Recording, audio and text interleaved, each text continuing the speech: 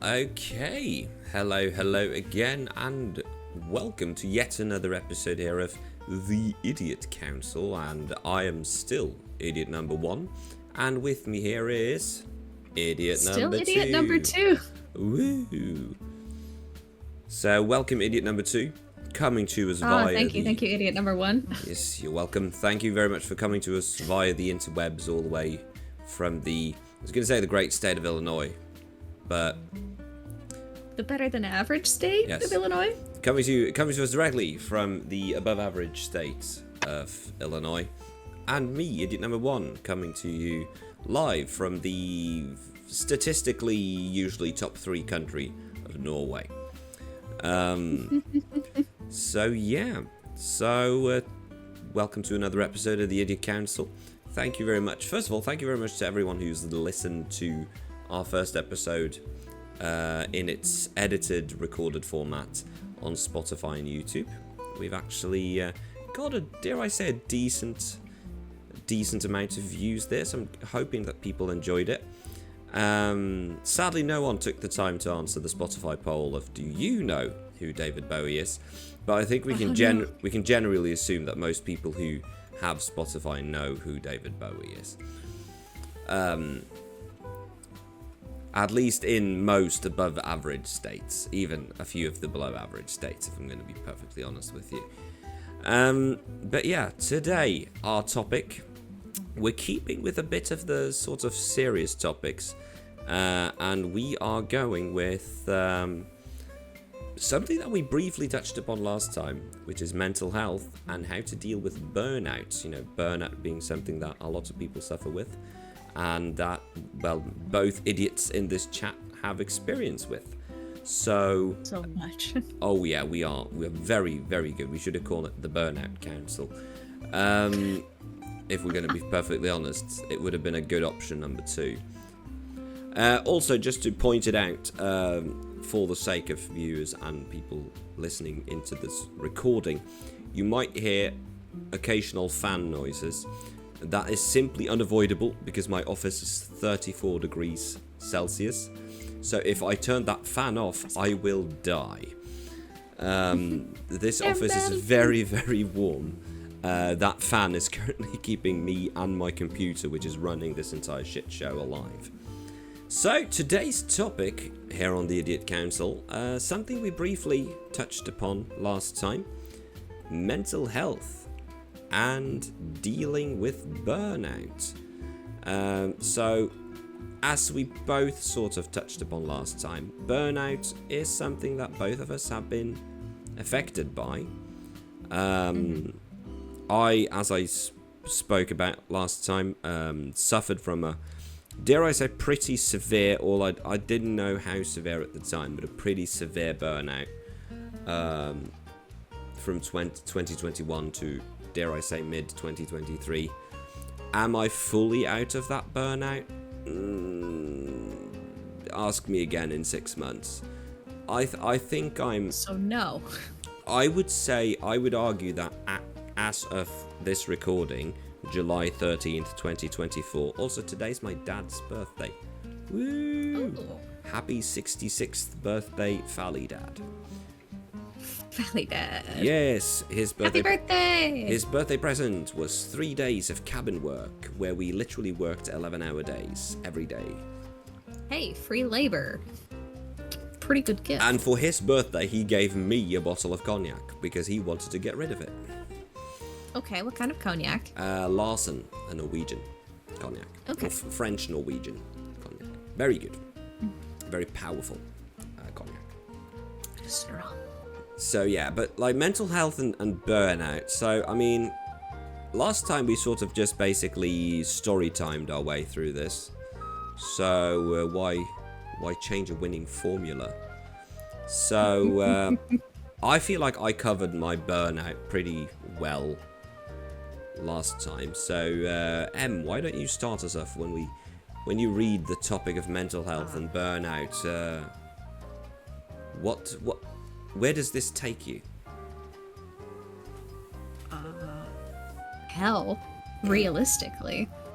Now, don't bring the great state of Florida into this. Go on. no, that's in hell. Satan's asshole would generally be in hell, right? Yes. In Norway, we usually call Florida God's waiting room because it's where all the geezers go to die.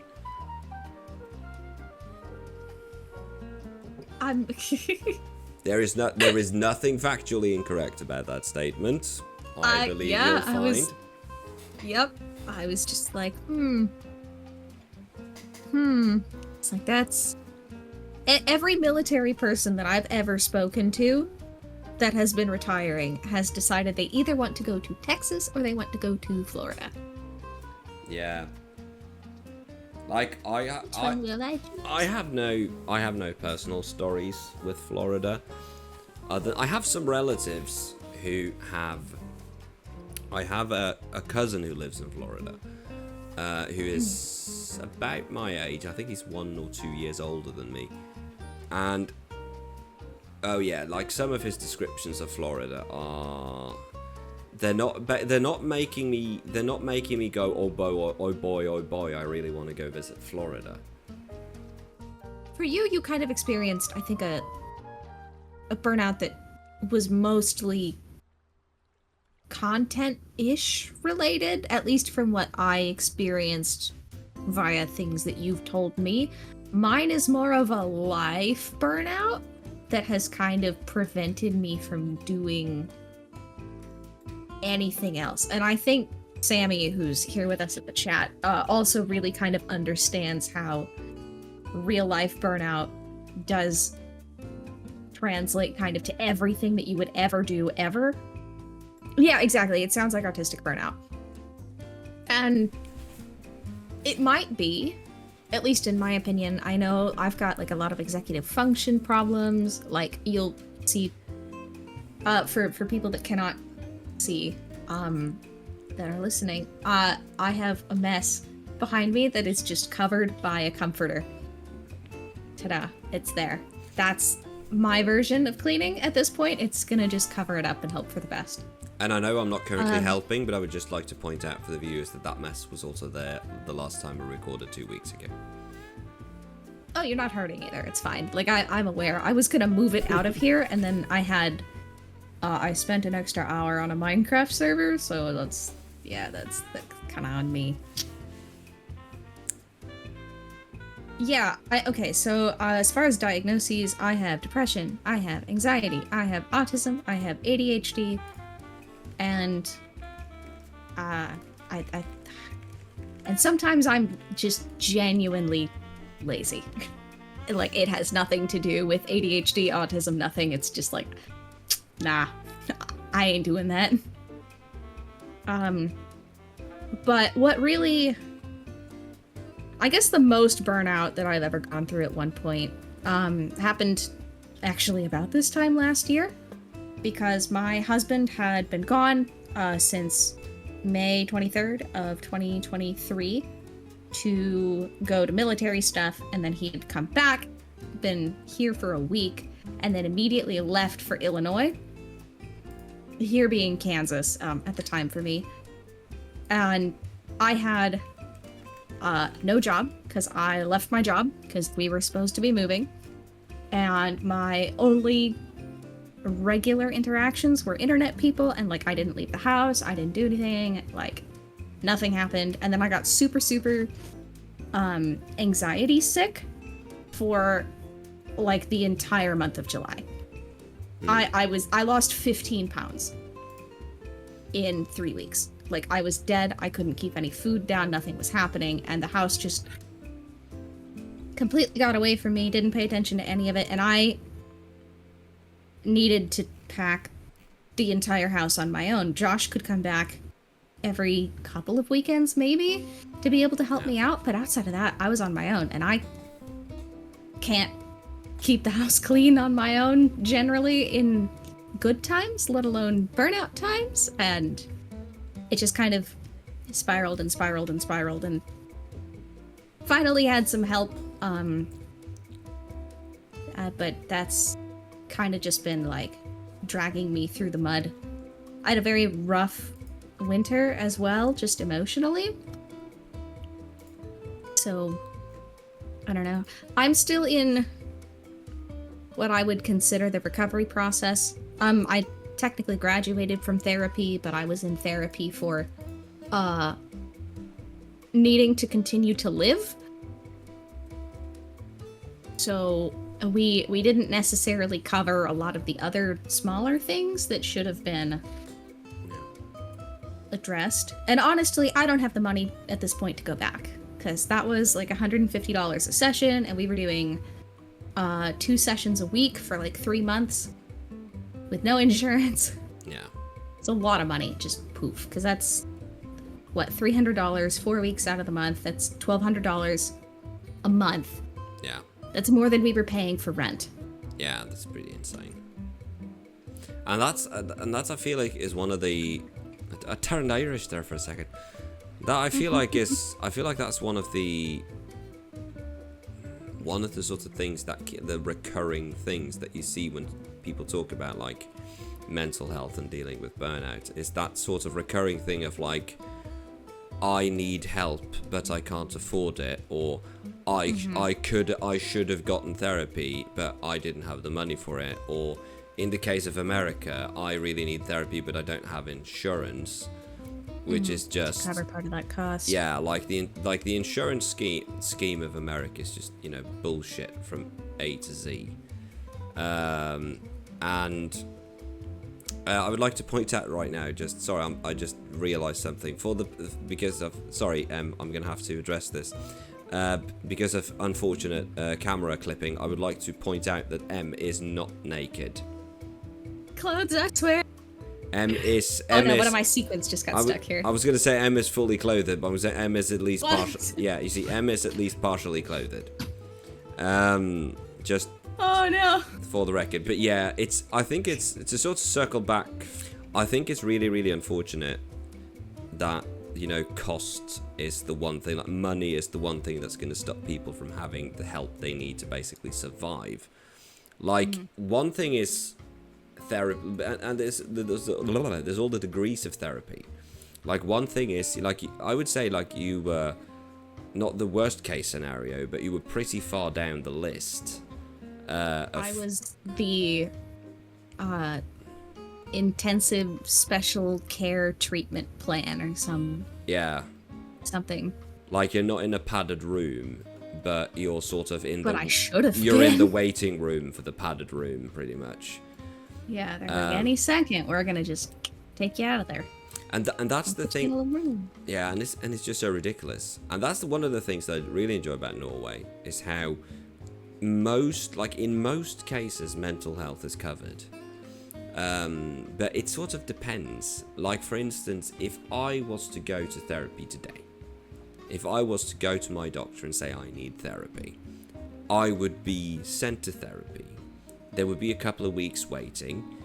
I'd have to pay a small fee, but that would be it. I think what you pay for, like, if I went to therapy, going to therapy for me would cost, for the first couple of sessions, between $40 and $60. And once I reach the maximum threshold for self-paying when it comes to medical costs in Norway, the state would be like, okay, you've paid enough in medical costs this year, we'll take the bill from here. Yeah. Deductible, I think, is the term we have here. And the maximum deductible in Norway, so basically the threshold at which I stop paying yearly medical costs in Norway is currently $260. So basically, one of your therapy sessions would qualify you for two. So 2 of your therapy sessions would qualify you for free medical for the rest of the year in Norway. I would just knock those out of the park first thing. And that's the system. Like, and I'm very glad that we have that system, because that means that for us, we don't have that issue. Like, of course, this is coming from a place of being middle class, but for like the average middle class person, it's not an issue. The average middle class person can afford therapy. But not here. Yeah, but in Norway it's still a problem. Like, if you're 19 and unemployed, you can't afford it. If you're a single mum, 32, on the minimum wage, you're going to struggle with it. But in those cases, we have programs that make sure that you do it. In Norway, or well, in my case, because it's not really it is a Norway thing, but it's also a me thing. So, I think my main issue with therapy for me has been, and mental health in general, is that I'm a dude. Well, I was assigned a dude at birth. A dab. Assigned a dude at birth. A dab.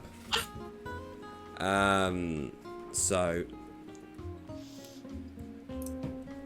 the fact that I am that means that we are basically we're taught from day one, as I kind of touched upon last time, we're taught from day one. It's sort of that stupid thing, like, boys don't cry. That silly thing there. So, like, men are generally shit when it comes to mental health. Men do not take care of their mental health. Men do not go to therapy. They do not know how to set healthy boundaries for themselves. They do what I did on Monday. Glug, glug, yes. glug, glug, glug. The problem is that, and I think we can. I'll have to check if I'll have to cut this from the episode. So a recurring issue in Norway with especially young men is that they will ignore their issues and sort of just keep doing this, letting it bottle up, and it, as the news has sadly confirmed a bit too many times for us in recent years in Norway, you will do one out of two things. You will either drink everything you have in your house and then put in your mouth, or the worst case scenario, which has happened, and I'm sad to say this, 11 times so far this year in Norway, you will either drink or do something, and then you'll decide, hey, I'm going to take this or this or this something, and I'm going to my entire family and then myself. You said 11 times this year? 11 cases like that in Norway so far this year. 11 cases of one person injuring their entire family and then themselves. And every single fucking time this happens, you can read the headlines. You will have people saying, "Oh, he seemed so nice. He seemed so okay. There were no red flags." No, because we are taught from day one. I would say it's not a gender issue. I would say it's a societal issue, because men are programmed from day one to not ignore their issues, but basically, suck it up. Like, you're a man, you don't have issues. It's basically that. Like, you're supposed to just suck it up, because men are tough. Like, hey, I don't feel, my brain feels bad, I'm having a bad brain. Well, go out and smash cans and drink beer and beat the shit out of people. It's pretty much how you're taught. Like, go bully someone, go be an arsehole, go drink, go do drugs. Or the American way of resolving mental health issues with men, which is basically, hey, do you feel like shit and do you have a lot of anger inside? Join the army. Because that's the one thing an unstable man needs. A firearm. More unstable men. Yes, let's put all the unstable men in a barracks and give them automatic rifles. They don't have the rifles in the barracks. Well, I don't know. I'm not in the army. Those are in the armory. Well, I don't know. You have to go and access those. Yes, but my entire knowledge of American military comes from Good Morning Vietnam, Saving Private Ryan, and Apocalypse Now, and Full Metal Jacket. I feel like Tay's commentary is very good. As they say, they do extensive mental health screenings for the branches of the US military for new recruits. The issue, and this is not a criticism or a response, but more a follow-up. The problem is that a lot of these 19, 20, 21, I don't know what the average recruitment age is in America, but let's say 19, 20, because that's pretty much what it is in Norway. The average 19 to 20-year-old male in Norway has been extensively indoctrinated since early childhood to repress every single emotion that doesn't involve alcohol, sport, or cars. So the problem is that a lot of these individuals, by the time they get to the screening, because they do the screening in Norway as well. They did my screening. They screened me and didn't let me in for other reasons involving my non-functioning ears and eyes. But the problem is that if you've basically been repressing your issues, like almost professionally repressing your issues since you were, 3 years old, by the time you're 19, 20, you're very, very good at it. And then you join the military, or it doesn't have to be the military, it can be anything life-altering. It could be military, it could be studies, it could be a very stressful job. And then finally one day, aged, 20, 21, 22, be it in an army base or in a job or in a school, your lid finally pops. It finally boils over. All of that shit you've repressed since you were 3 finally boils over, and you can end up with some very, very severe cases, which is horrible and avoidable. And that sort of brings me to what I was going to say. The thing I find after coming out as non-binary and sort of becoming a far more queerful individual, I find it a lot easier to talk about mental health. Because now I'm no longer bound by the social construct of my gender. I know. Like, if I have to tick a box, like, is your gender male or female? I still tick the male box. But I feel like ever since coming out and becoming more, me, it's a lot easier to talk about mental health. Because I'm no longer, as I said, bound by that social construct. I'm not bound by the social construct of, like, I'm a man, I'm supposed to repress things. I tried the repressing for the first 33 years of my life and didn't work. No, it didn't. If anything, it just made the eventual unavoidable burnout a lot harder. Because when I finally did hit the inevitable brick wall in 2021, it was just it was bound to happen. It was like watching a train wreck in slow motion, pretty much. Mm-hmm. I hate the fact that there's so many sort of social rules and social constructs that dictate how you're supposed to live your life, when it affects you as negatively as it does.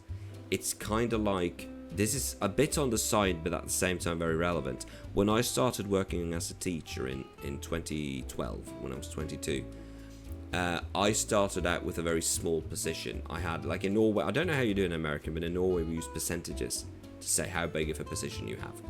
So I had a 40% position, which is the 40% of a full job.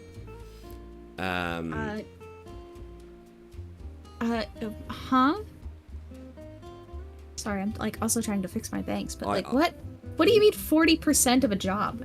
Okay, so a full-time job is 100%. Okay. So that means in Norway, that means working 40 hours. A 40-hour work week, that's a full-time job. That's 100%.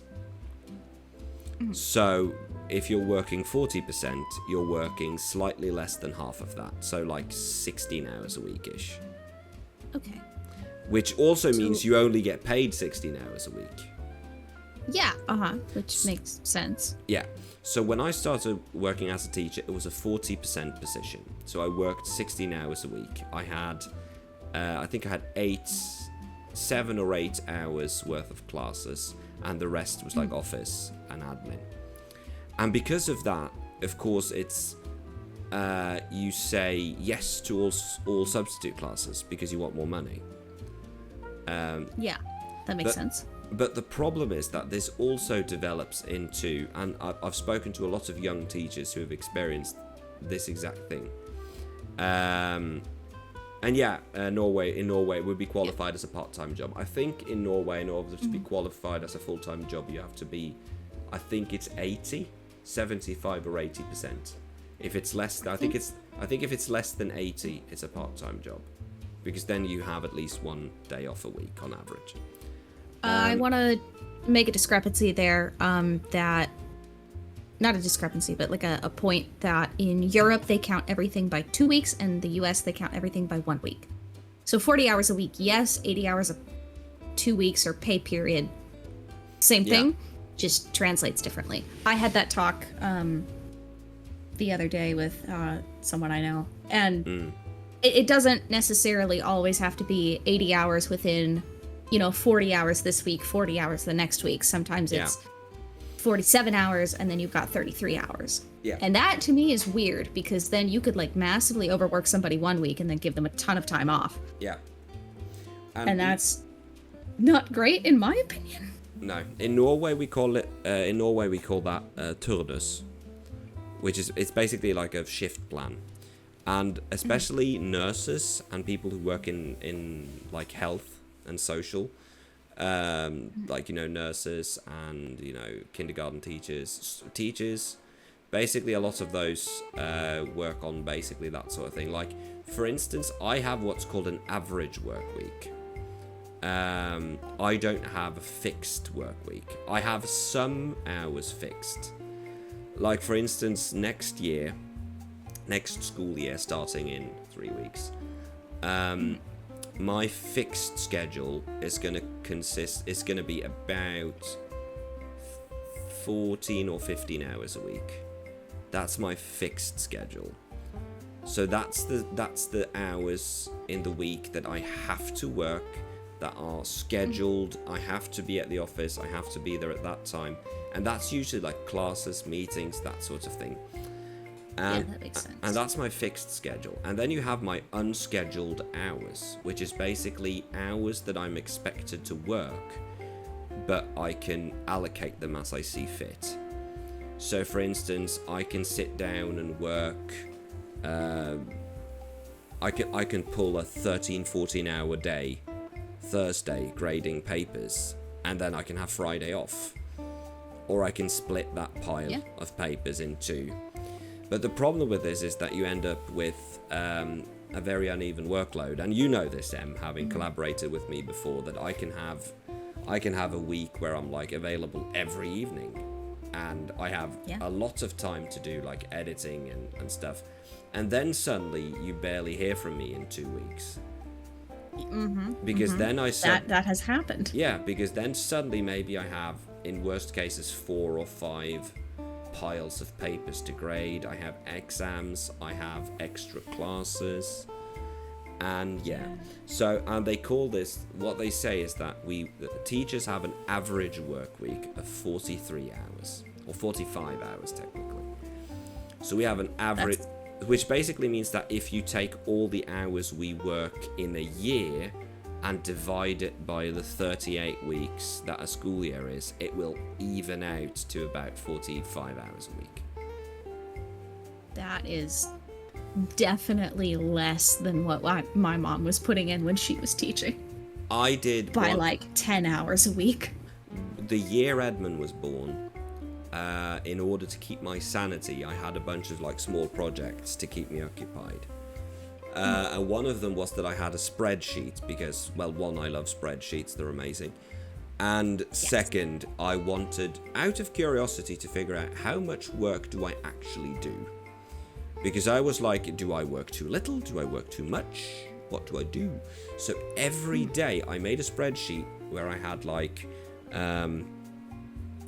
classes, meetings, grading, admin work, answering emails, etc.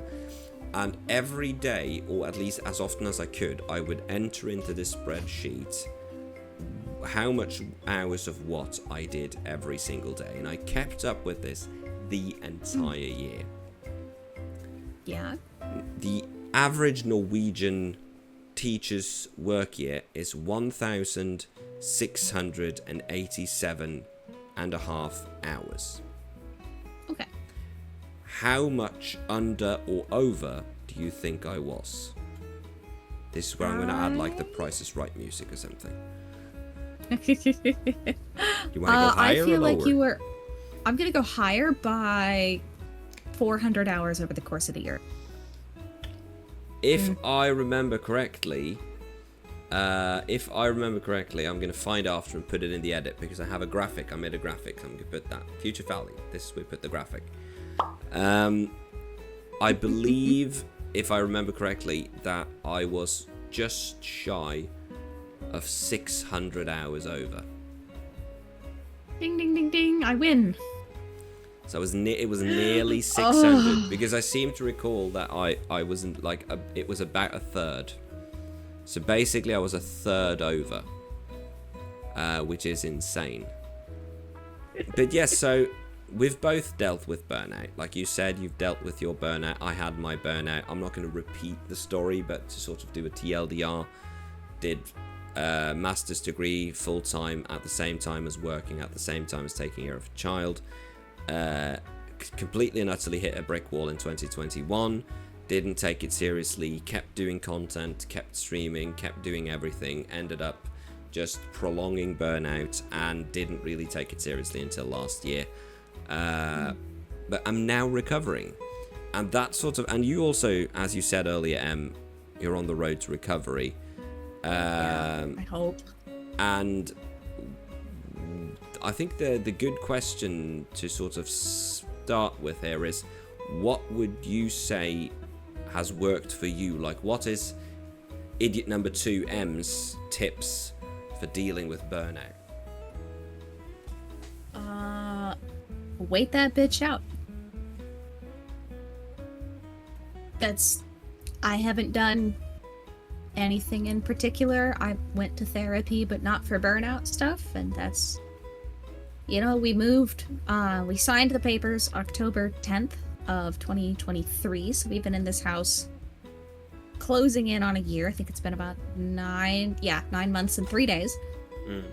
And I mean, we're still in boxes. I'm gonna be honest, completely. Like, we are. I pulled out a wok the other day out of a box to use. Still not sure where I'm gonna put that. But I mean, it's better. Not great, but time heals all wounds, so they say. But it has been really helpful to have people that support me during like a stream hiatus, and friends that check in on me and stuff like that. That's been really good. And friends that have encouraged me, some relentlessly, to return to content and things like that. I've been guest starring essentially for like 6 months now, minimum. Just like, oh, here, come play this game with me on stream, or we're gonna do this podcast, and I mean, I guess I'm co-star, not guest star. Wow, look at me upgrade. But like, join my build team, or help me with this kind of admin work, or I want to use you for a proofreader for this, that, or the other. Just kind of, not letting me slip fully out of touch, I think, has been helpful as well, because like, sometimes after a really, really big meal, you're really full, but sometimes a snack is nice, Yeah. And it's also, I really feel the part about the disconnect. I think, like, in hindsight, but that's easy, of course, hindsight is 2020. And I think the one mistake I did in my sort of burnout crisis was that I should have spent more time, dare I say, I don't know how to call it. Like, I feel like the one thing that I really messed up in my sort of burnout period was that I I got really, really disconnected from everyone. Because when I got my burnout, my problem is that, and I think you and I sort of have the same way of dealing with burnout, at least to begin with, in the way that we shut out. Like, I know, 100%. and I think I can say this without being rude, like, your knee-jerk reaction to burnout is, and especially if it's connected to like a particular community or a server or something like that, it's basically just leave.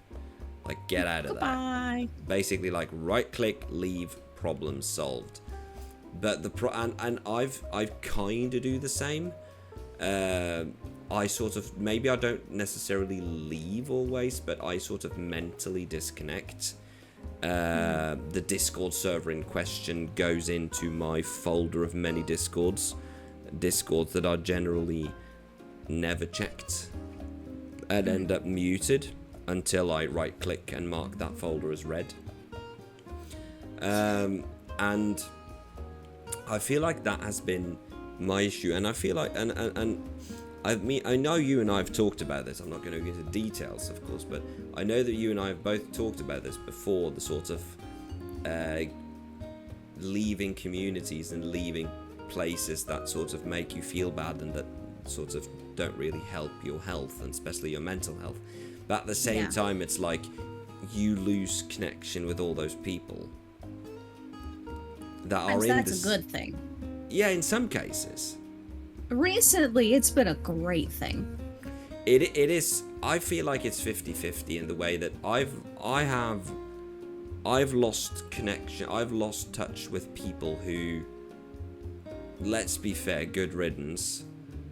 There are people who have been, I would dare say, and I think I can say this without being rude, and honestly, if I'm being rude, I don't really give a shit. I think there have definitely been people who have taken up way too much time and space in my life that I am very glad to be rid of. At the same time, there are people who I enjoyed having in my life who I have since lost contact with. And it's kind of that in some cases it's like, ooh, this is a person I wish I talked more often with or hung out with more often. In other cases it's just like, wow, I really missed that person was cool. But it's that person might be tied to a community or tied to a situation or tied to a group of friends or something. It's like, I remember as we talked about last time, we both left Autocraft, and leaving Autocraft was one thing, but it was like, for me, leaving Autocraft as a content creator was very, very easy, but leaving Autocraft from the social perspective was very tough. And I think in many ways, one of the reasons I stayed in Autocraft for what I think I said it last time, like I mentally checked out 2-3 months before leaving. And I think for me that was because I didn't want to leave the social aspect of it. And the same way with Shamblecraft. Shamblecraft was very, very fun, but at the end of the day, Shamblecraft was a project that just drained me. And for new viewers, listeners, Shamblecraft is a Minecraft server that I started and was the owner and leader of for about 4 years? 4.5 years, give or take. Like that, yeah. Yeah, and I sort of left that project about 6-7 months ago. Again, after mentally checking out at least 6-7 months before that. But it was that sort of, I didn't want to leave the social aspect of it.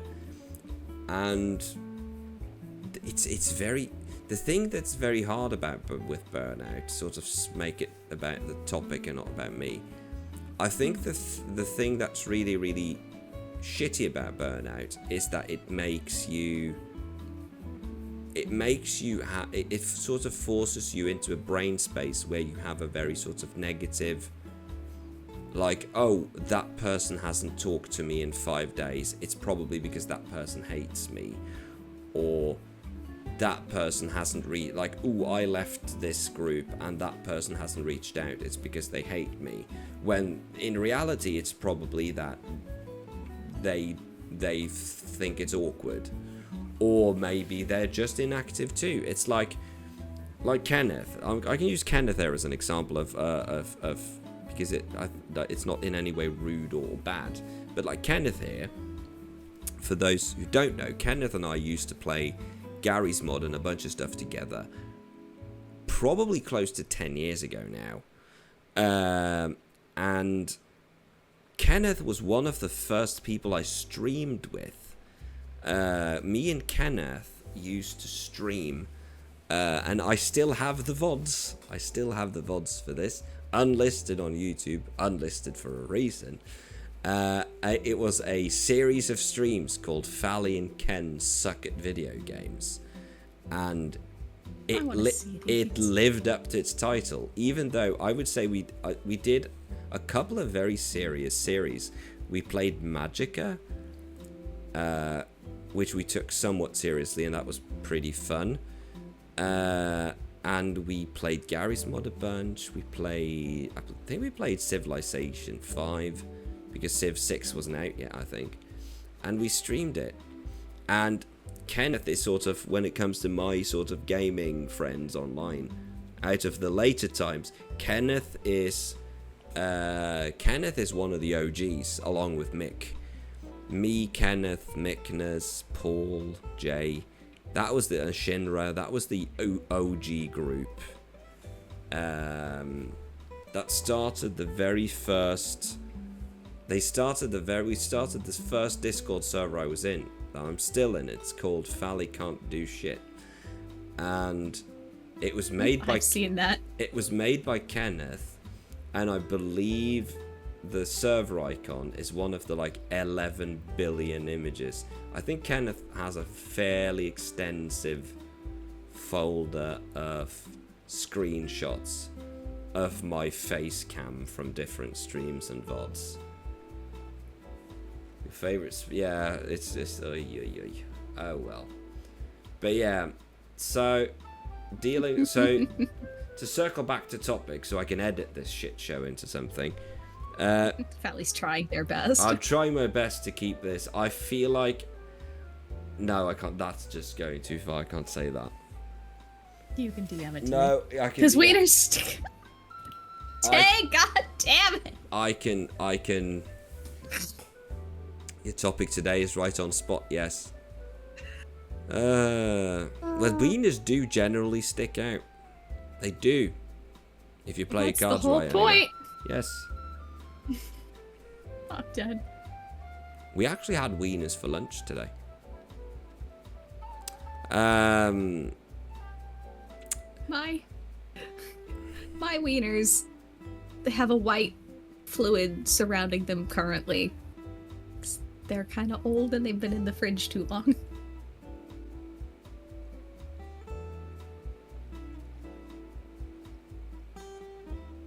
So dealing with burnout, as Em has already mentioned, Em basically Em dealt with the issue of burnout the same way she deals with all of her other issues, by riding it. And I think we just broke Em. I can't.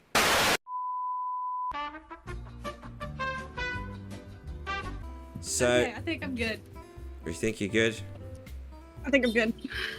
Em has returned from the land Oh. of Subdesk. But yeah, so dealing with burnout. So like you said, Em, basically just riding it out. Stop! You Don't do this to me. You literally said those words. I think I said wait that bitch out. I think you said ride that bitch out. I would have already been under the desk. Future Phali, clarify this in the edit. Wait that bitch out. Thank you. Please. Okay. Yes, so basically, M's top tip for burnout: just wait it out. Let things sort of go the way they go. But like, is there anything about that you would say hasn't worked out as well as you wanted?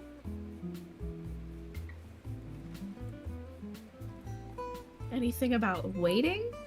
Yeah, like specifically? Is there anything in your strategy that you feel hasn't worked, or do you feel like it's generally helped? I feel like I could have done a lot worse. I mean, there are some like interpersonal relationships that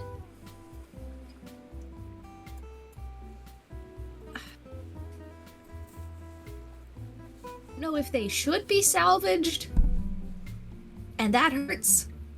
Yeah. But I mean, and kind of like one of the things that people really need to think about with the stuff that is associated with burnout. Burnout doesn't just affect you. Oh no. As the person being burnt out, that affects your friends. It affects your family. It affects your job. It affects your pets. Even honestly, Mabel is fat. For people who don't know who Mabel is the German short-haired pointer who weighs about 75 pounds. And she's a fat little chunker. And that's because I was so tired just all the time. Like, oh, I have to do this. Oh, I have to do that. I was just throwing dog food on the floor. I wasn't like portioning anything. And so she was just stealing food from the other dogs. And she got fat. And also, like, even when I was putting food in bowls, I was kind of just walking away and saying whatever happens, happens. Mabel is the type of dog that will bully other dogs away from their food by barking at them and then eat their food. Yeah. So she eats her food and then eats their food. Yeah. And I mean, I've probably taken 6 months off of her life just because she's that freaking fat. She's a big girl. Yeah, but yeah, she's got a little brown head and a big white body, and if you look at her straight on, she looks like a powdered donut. And I did that. That's my fault. That's on me. But I was extremely burnt out. Yeah. But I think, like you sort of touch upon, I feel like that was one of the things that I sort of wanted to mention as well, is the thing that no one tells you about burnout is like you say, it's the collateral damage. Because burnout, it's like you say, burnout affects.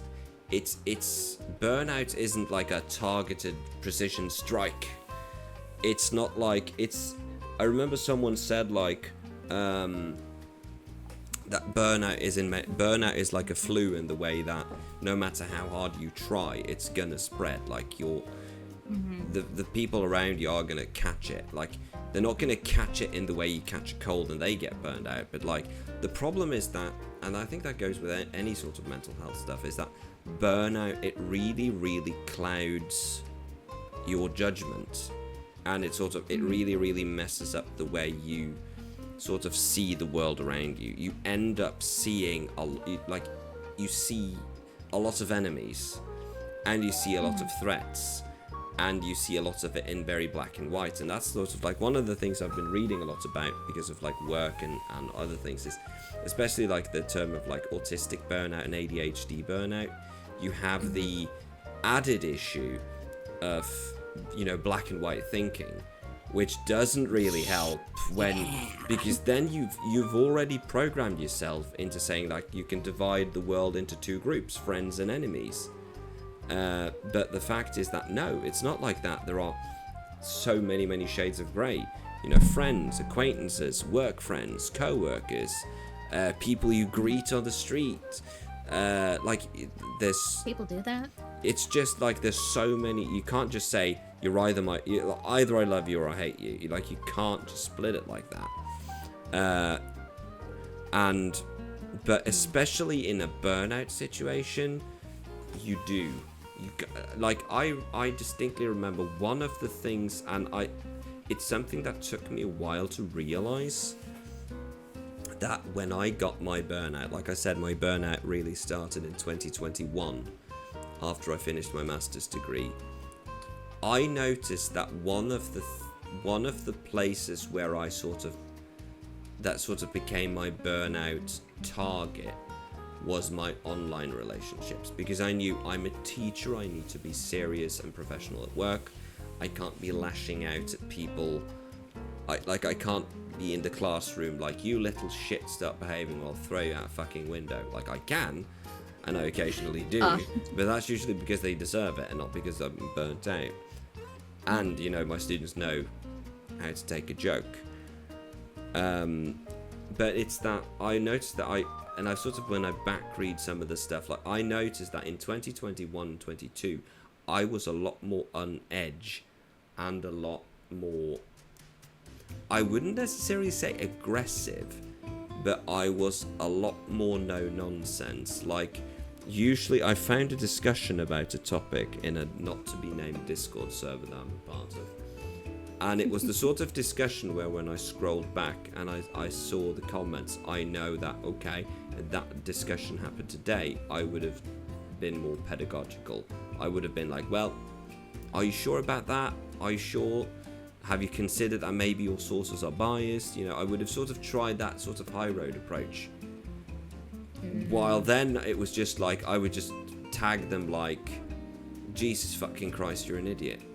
Like, how are you able to breathe without help? This is some of the stupidest shit I've ever... It was like, I basically went full ham on the dude. Like, how stupid are you? And I know, even today, reading it back, I look at it, and I look at what the other person is writing, and like, Jesus Christ, you're an idiot. But at the same time, I know I can't just tell him, Jesus Christ, you're an idiot, because that's just going to fuel the fire. Good comment from Kenneth there. Relationships worth salvaging can always be salvaged later. When in deep, it's better to focus on yourself and then later reconnect. There's two groups of people that you've lost contact with over the years, but I know deep down that when I reach out, they'll answer, knowing that makes it easier to focus on myself when things are bad, because they'll wait for me because they care about me. Yeah, and I feel like that's the thing that's very important. Like, I have a lot of friends that I sort of know that I don't necessarily talk to them every day. It could be periods with little chat. It can be periods with no chat. It can be periods where we don't really talk at all. Like, you know, me and you, Em, we've had... I would dare say that we've been pretty close for a number of years now. But at the same time, it's like, there are periods where we don't really talk, maybe for like 2-3 weeks. Not because we're mad at each other or anything, it's just because we got stuff going on. And like, I know that if you're like, but at the same time, we sort of know to acknowledge that, you know, if you're having a bad time, you can sort of send a quick DM like, hey, are you, like, you good? Are you doing okay?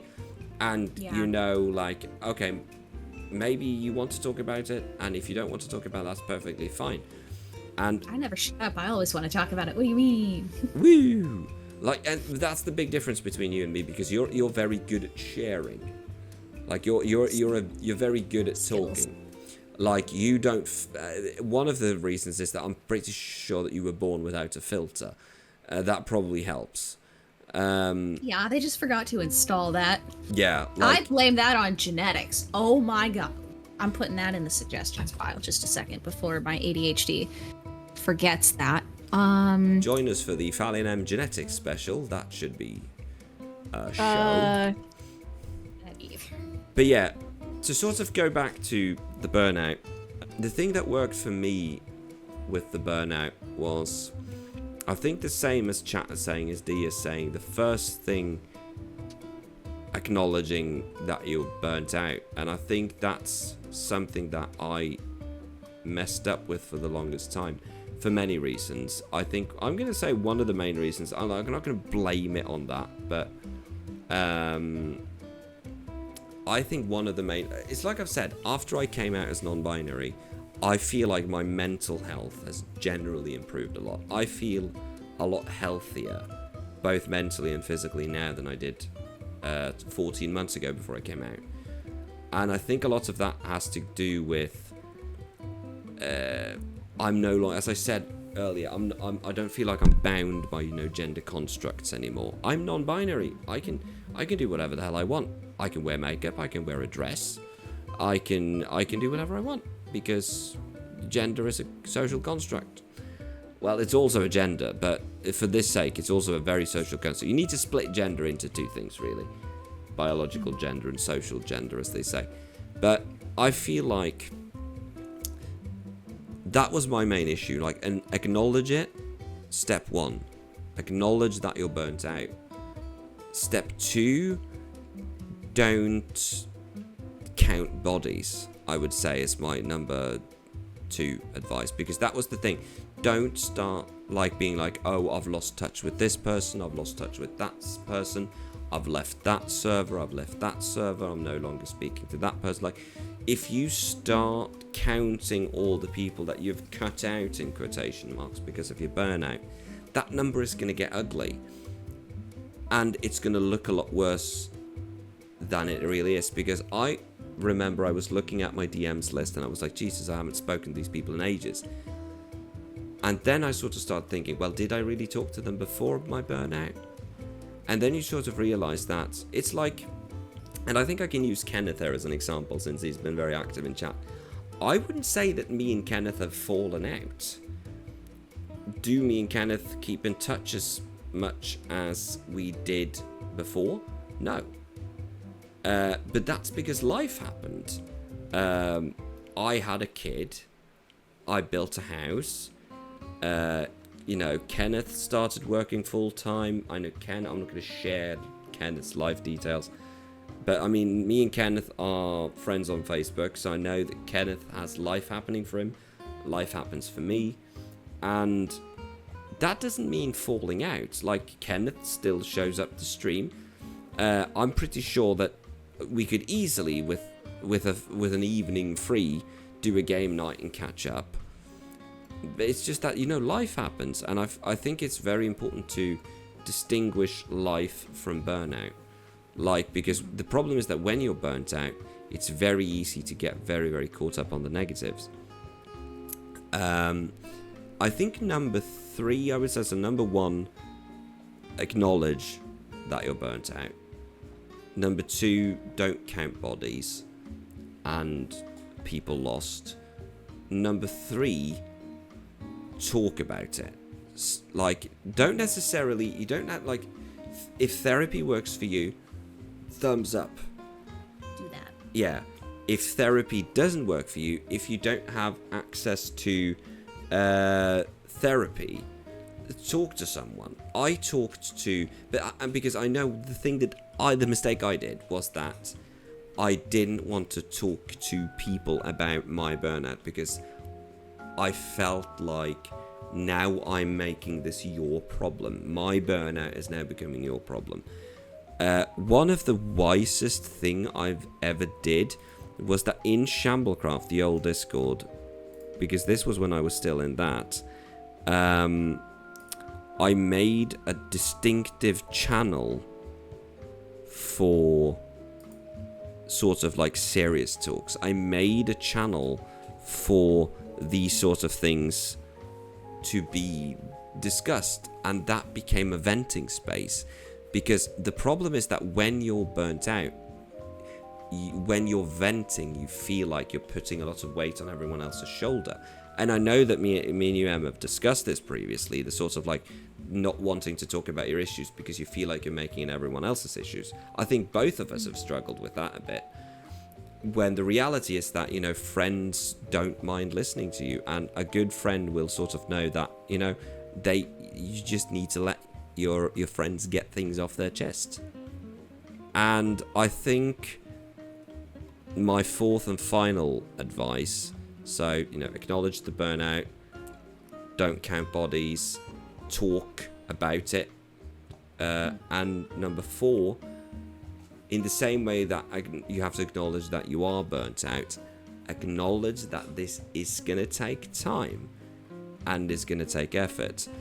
Don't believe TikTok therapist shit that burnout can be resolved in, just follow this amazing crash course in in 5 days you'll get rid of burnout. Just shove a cucumber up your arse and eat lettuce and you'll get rid of this.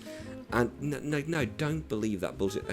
There is no quick fix when it comes to mental health. There are no quick fixes for mental health. There are lots of things there in life for which there are no quick fixes. Mental health, like mental health, physical health, friendship and relationships, and the New York Mets. None of these things can be resolved in a short period of time. All of these require time and effort, and in some cases, like the New York Mets, I don't really think it's possible. But that is, I believe, our top tips for dealing with burnout. Mm-hmm. And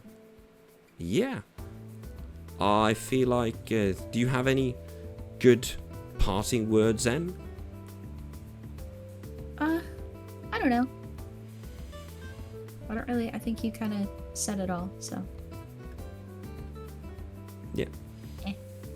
Well, in that case, again, we're not medical professionals, but hopefully we've said at least a couple of wise things that can be used. So, but yeah, the most important, acknowledge it, and especially acknowledge it that. But yeah, the most important, I would say, step 1, acknowledge that you're burned out. Step 2, acknowledge that it's gonna take time and it's gonna take effort. And don't waste your time counting bodies. Just give yourself space and talk to people. Don't forget, check in on your friends. Ask them how they're doing.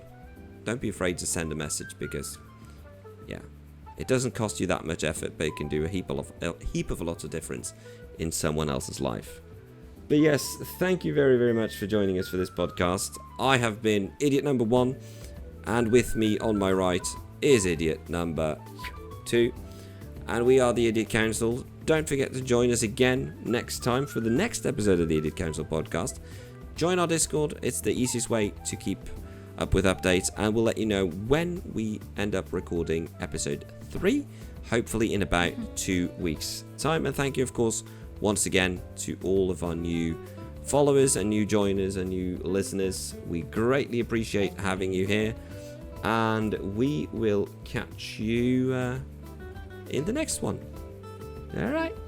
Good night. Bye.